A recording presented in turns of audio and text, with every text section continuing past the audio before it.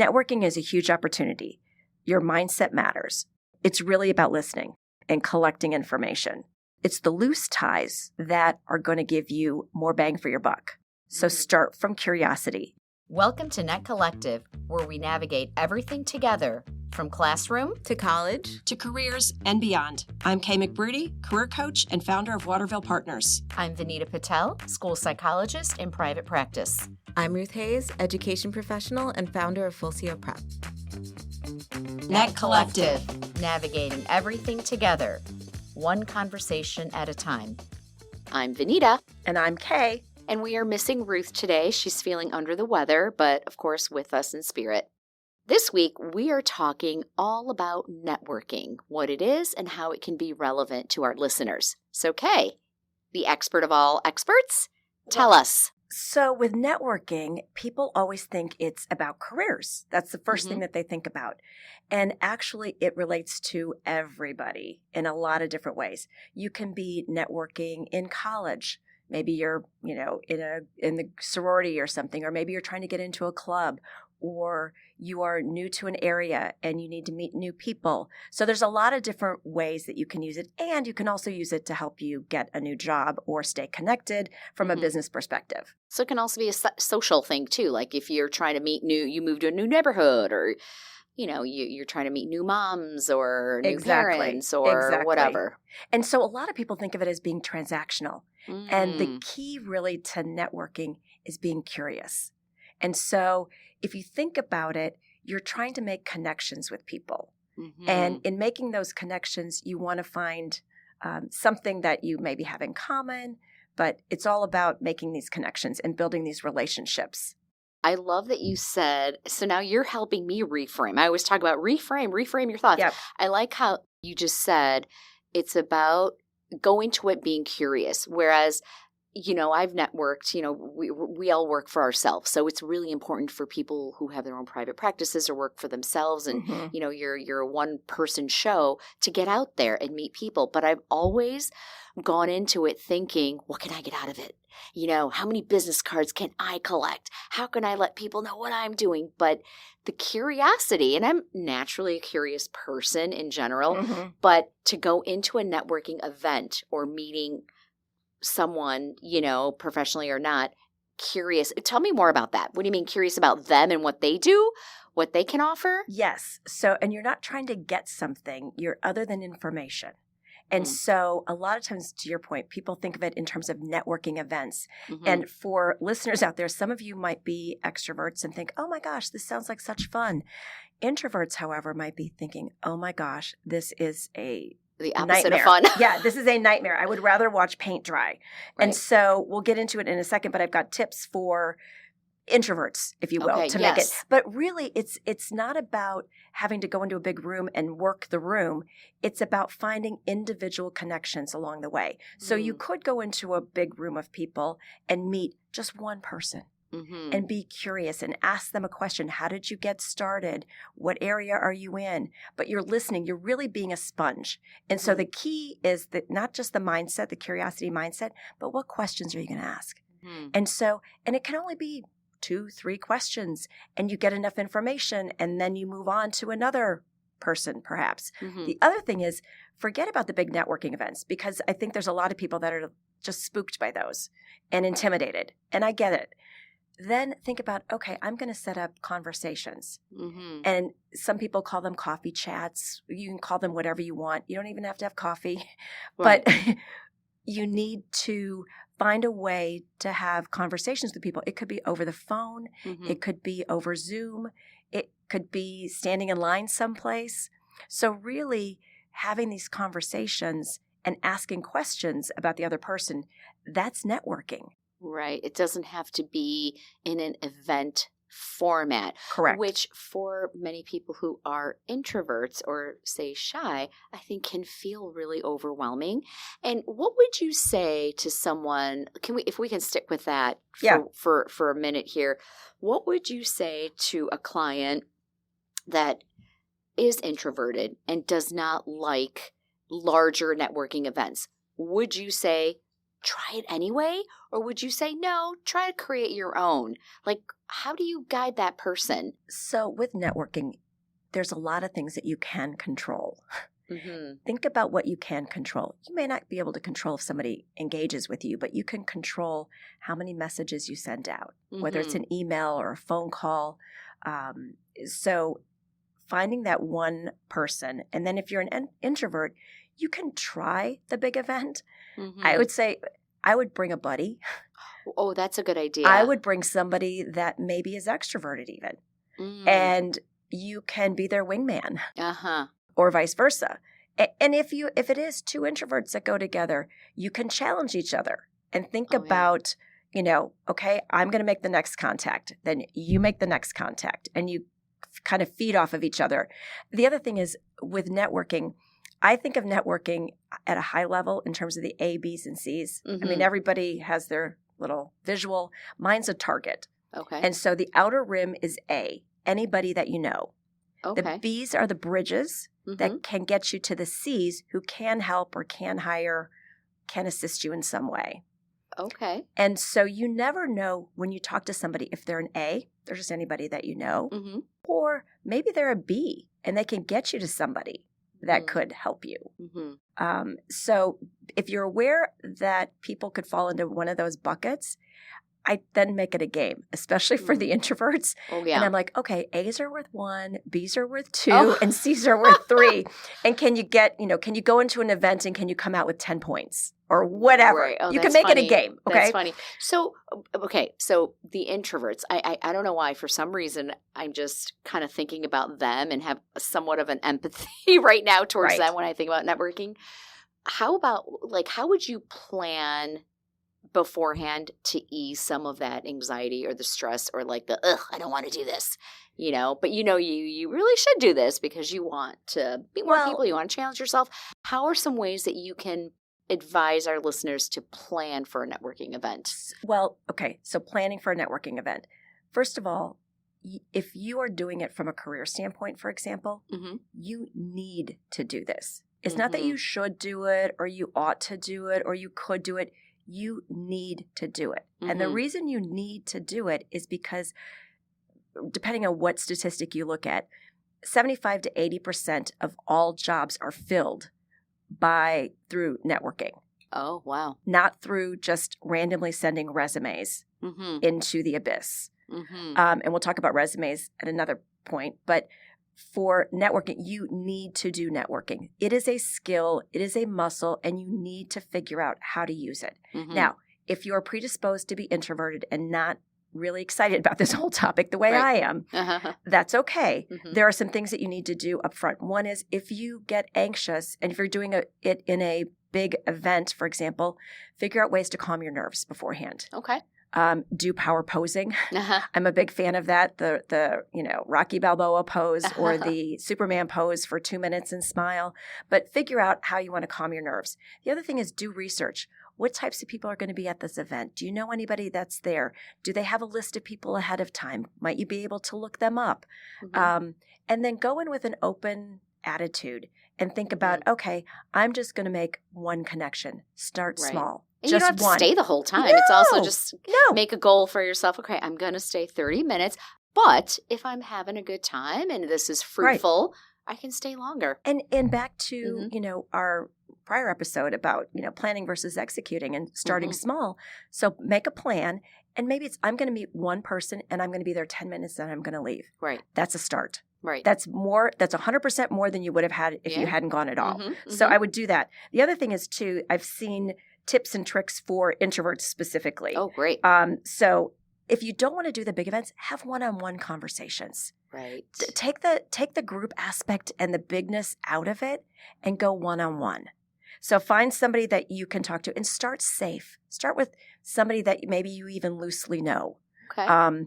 So start with, one-on-one conversations instead of the big events. Prepare a few questions ahead of time.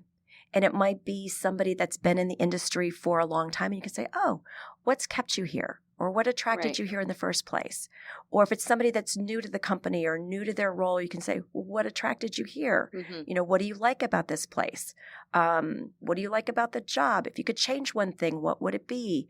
Maybe you ask them, look, I'm interested in this field. Do you have any advice? What advice would you give to someone like me? And all of this taps into your original overarching takeaway was go into it with curiosity. Absolutely. So by making that statement, are you saying be more interested or find a way to be more interested in the other person or their role? Or, is that what you mean? Yeah. Find things that you're curious about. You already know what you're curious about. You know what it is that you want to do. You need to make new friends, or you're wanting to get into this group, or you're wanting to get this job. And so you already know what it is you're trying to get. You want more information that might be able to help you better inform your decisions or your options. And so being curious about what information, what experience do they have that you could tap into, that you could learn from. Does that make sense? It does. And it reminds me of something really neat that you said a couple of episodes ago, which was we have one mouth and 2 ears. Yes. We should be listening twice as much as we talk. And note to self, I need to be doing that more. No, but seriously, that's all it is. So be prepared for a few questions. Remember, curiosity is your superpower. Yes. And give yourself permission to take it slow. There's no. What does that mean? Take it slow. Like there's no rush. Like some people, it's not like you walk into a big room and you've got to try and get 10 people in 10 minutes. Yes. Like it's not speed dating or something. Right. Right.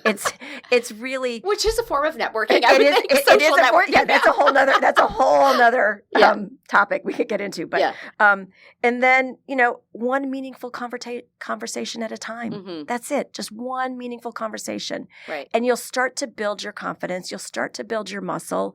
And then it won't be so intimidating. Yeah, and I think that I remember back in my day when I was new, I was pretty green and started my private practice. And I was like, okay, I need clients. I need to, and I would go into it with a different mindset. Would go to these networking events and I would go into it being like, I have to build up my business. I have to build up my clientele. I have to, and I think I missed a lot of opportunities to just be curious, ask the right questions.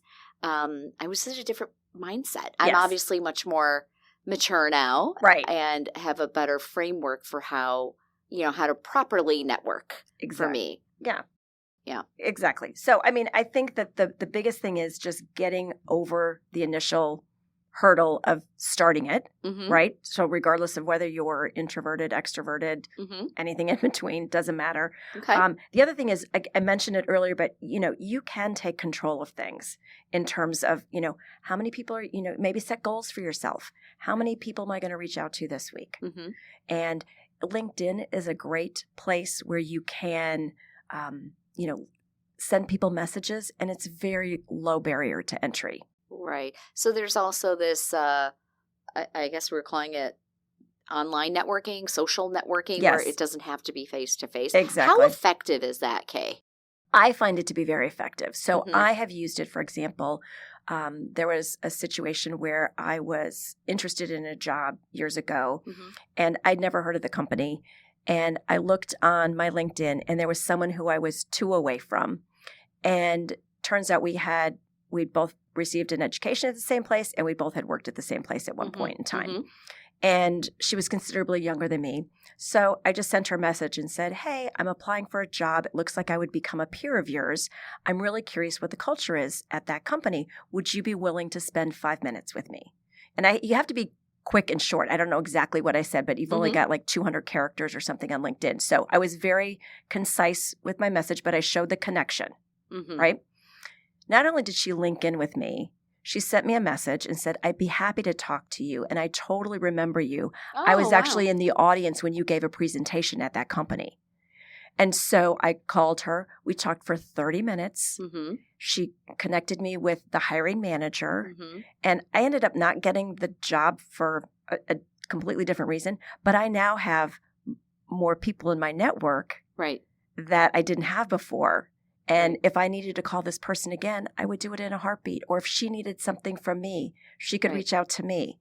Okay. And so my point is, with LinkedIn especially, you can, and other social platforms, you're so close to people. You're only a couple people away. Right. And that goes back to your first point about connections, right? Exactly. Make those connections. They could be anybody, it could be a bridge, or it can help you in some someone that can help way. you. Okay. And then your communication style is also going to be critical here. Mm-hmm. You need to listen, but you also need to think. So we talked about the elevator pitch last time, and you really need to be able to articulate. If somebody's going to ask you something, then you need to be able to say, here's my story, here's my past, right? Here's what I'm looking for right now, here's my present, and here's what I really want to do, my future. Right. And so you need to be prepared to answer questions, but it's really more about asking questions. Okay. Asking questions about the other person and what they're doing, or asking how they can help you? No, I would not ask them how they can help you. And I would not ask them for a job. I would not ask them but like when I reached out, that example I just gave, I wasn't asking that person to connect me with the hiring manager. I was saying, I want to understand the culture of this company to see if it really would be a fit for me. Okay. And you've been there for a few years. I really would respect your opinion. And that's it. I was just listening to her opinion. And then we got into a whole lot more. It grew from that. But that's all I was looking for. And she was kind enough then to make that introduction because she felt comfortable, because we had established a relationship. Right. So it also speaks to the theory of weak ties. So there's strong ties and weak ties. Most people lean into their strong ties. They want to talk to people they know. Yes, it's comfortable. It's comfortable. Yeah, it doesn't take us outside of our box. Exactly. But it's the theory of, or the value of weak ties that actually matters. There's a book that I recommend people to a lot of my clients, and I give it as a high school and college graduation gift oftentimes. It's by Meg Jay. It's called The Defining Decade, Why Your 20s Matter Now. Oh, great. The first 70 pages talk about career. And I've happened to have been fortunate to meet Meg at one point. She's great. So I would highly recommend her book. Okay. What's it called? What's the title again? The Defining Decade, Why Your 20s Matter Now. Okay. By Meg Jay. Okay. So I'm Kay, she's Jay. But anyway, in the first 70 pages, she talks about the career. But there's a chapter within that first 70 pages called Weak Ties. And it talks about how if you lean into your strong ties, you're leaning into people who are probably in your same network. Right. And that doesn't expand anything. Right. It's the loose ties or the weak ties or the warm connections that are going to give you more bang for your buck. Can you give us an example? Yes. So Meg actually gives an example in her book. And the one I just gave with my examples where I had a loose connection to that woman, but she ended up helping me. Meg actually got a box of books and delivered to her by mistake. And she ended up calling to find out, whose they were, and said, "Oh, I'm sorry. I think I got your box of books." And she's like, "Don't worry, just keep it." So she kept it, and it became a conversation piece. People took, a book from her box, when they came over to visit. Then Meg actually was writing this book. And when she was writing this book, she needed information about editors, publishers, whatever. And so she reached out to the book box lady. Oh, wow. Who was very helpful. And the book is published. So she helped her find resources. And she didn't know this person. Right. But for the fact that she had gotten a box of her books. Okay. Do you see what I mean? So that would be considered a loose tie because it wasn't directly related to what she was doing at the time. Exactly.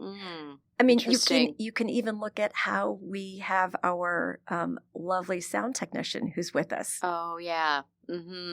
Right. That was a beautiful. It was serendipitous. Meeting. Yes. Right. It was serendipitous. And so had we have not reached out to him by chance. Right. Yeah. So everything is connected. Is my point. So I think what about how we met?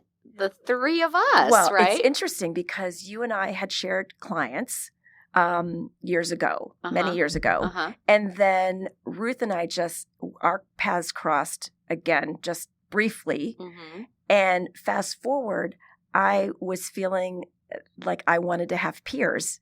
And I have my own business, as do you, as does Ruth, and other women that we knew. So I connected a group of us, and we started having monthly Zoom calls and sharing, best practices, questions, and it was great. And then the three of us, because we happened to be local with each other, and we really had a strong intersection with our clients, we started meeting for lunch once a month, and then this podcast came out of that.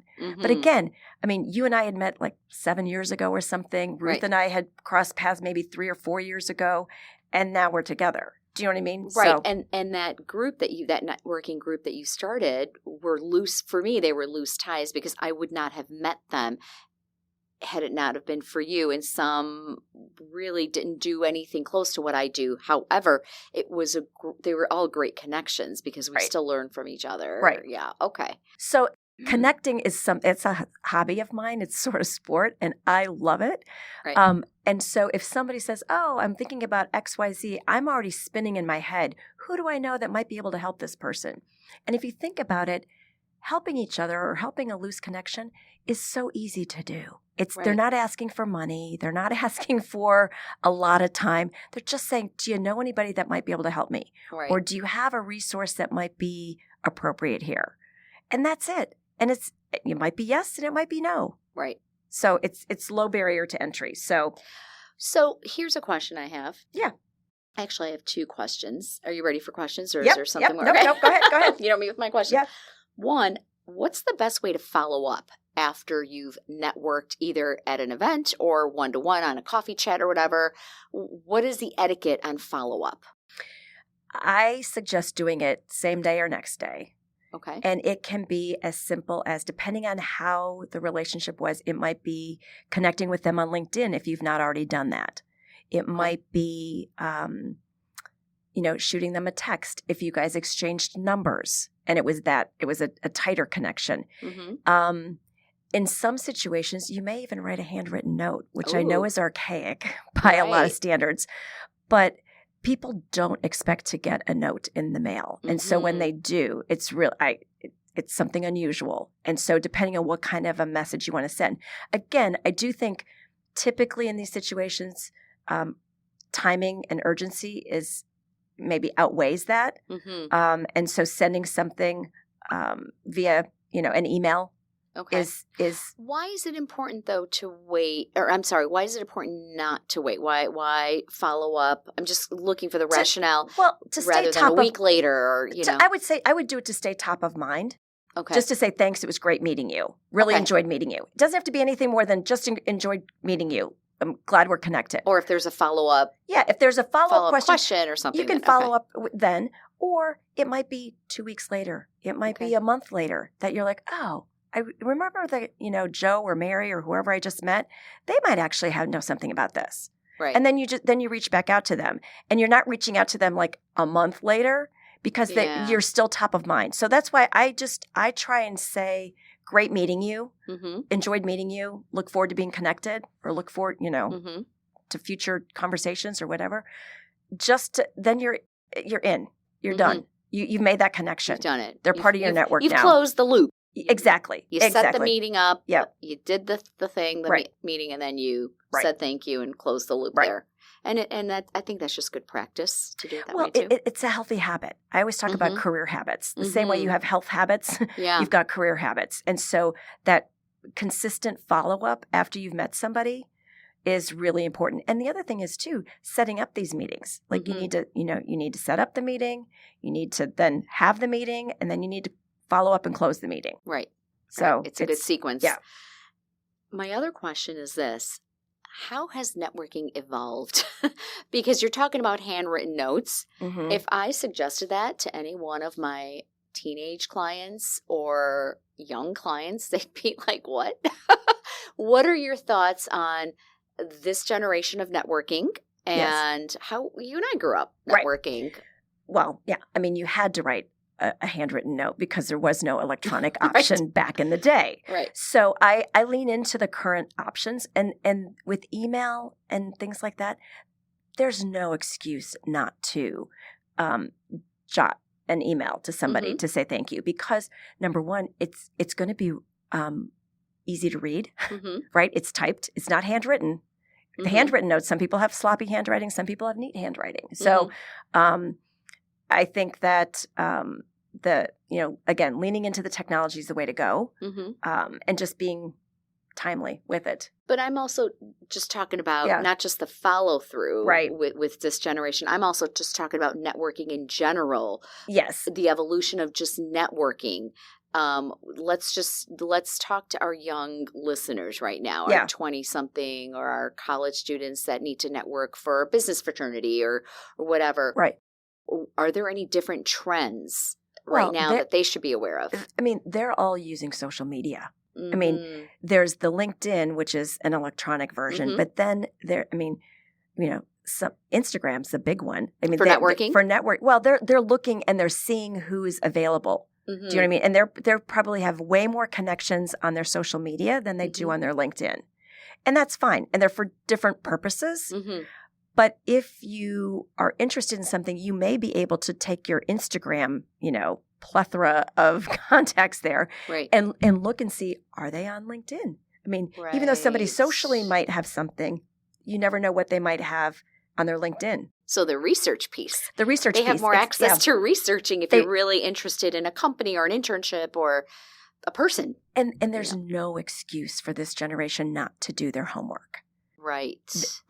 To at least look at their LinkedIn before you meet with them or before you ask to meet with them. That's a minimum. I mean, you can Google them and see, you can stalk their, socials if you want, but there is no reason why you shouldn't know something about the person that you're going to meet with if you're setting this beforehand. Right. Yes. So that's a big advantage that is current with and then being able to research the company, for example. I mean, back in the day, you used to have to write a note or type a note, send it to the company to then get their last annual report, which is months old, sent to you, and then that was the data that you had to look at. Now you can just search online, has this company been in the news in the last week, the last month, who's their competition? I mean, so there's a lot of resources at people's disposal right now to do the research and to do the homework. And use the resources. Yes. Okay. Yes. Okay. Great. So here are some mistakes to maybe avoid in networking. Treating it like a transaction. This is not a transaction.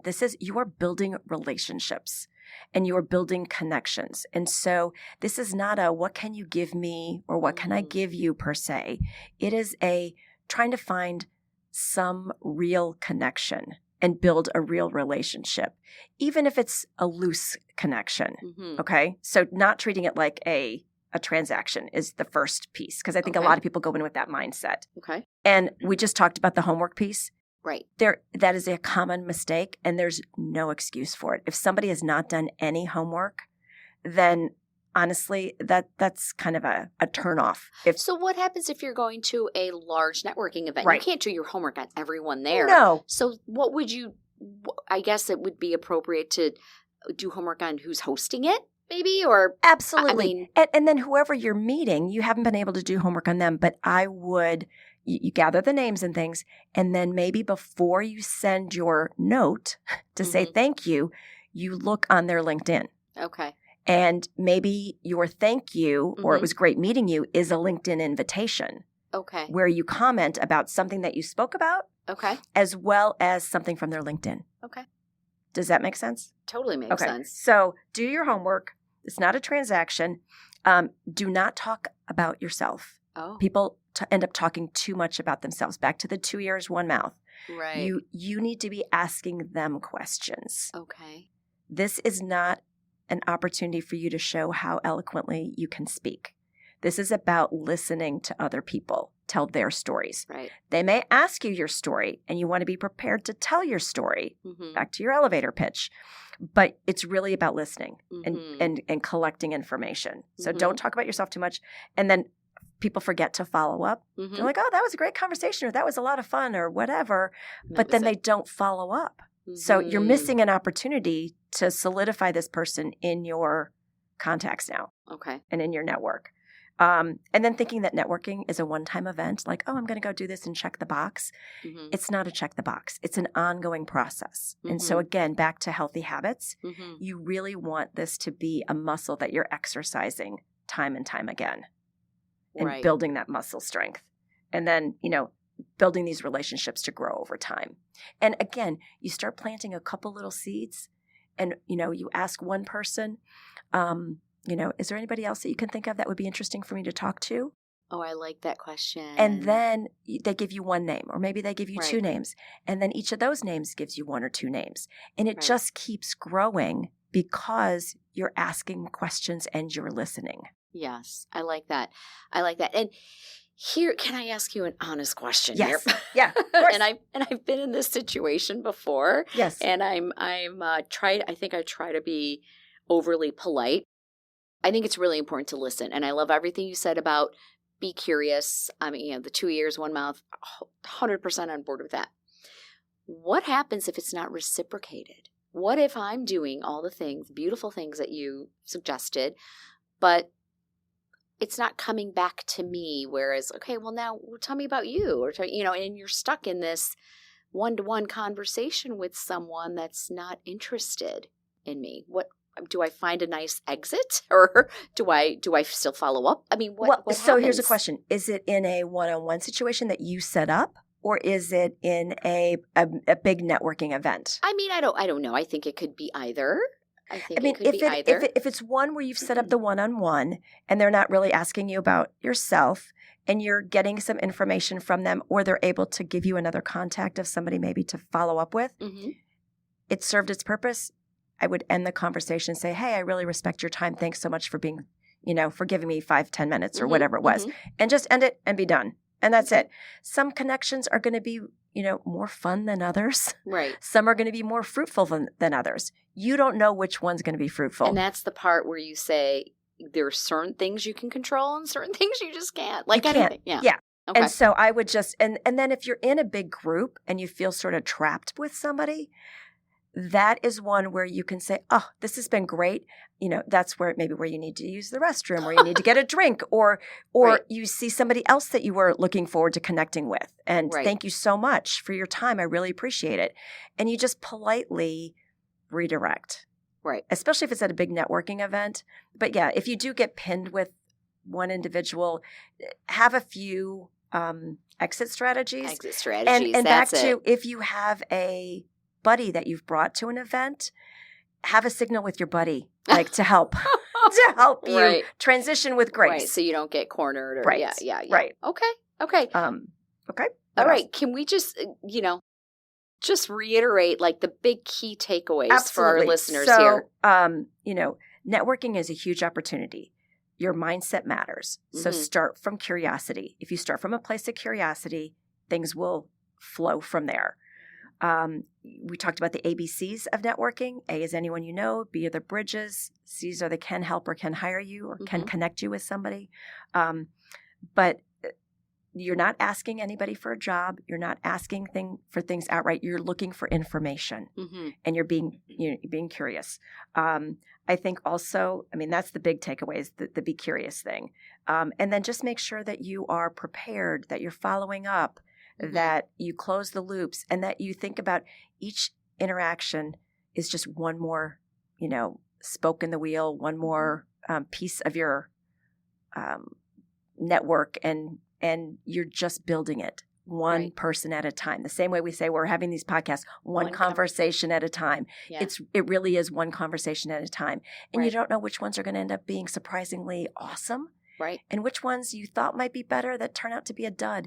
It's okay. Right. It's okay. And if you think about networking as a web, you never know, because we're all somehow connected, and I think that's these are some really good takeaways. Perfect. So on that note, go do some networking, folks. One conversation at a time. Until next time. If today's conversation resonated with you, please share this episode with anyone who may need it, and follow us at netcollective.org or wherever you get your podcasts so you don't miss what's next. We are Net Collective, navigating everything together, one conversation at a time. Thanks for listening.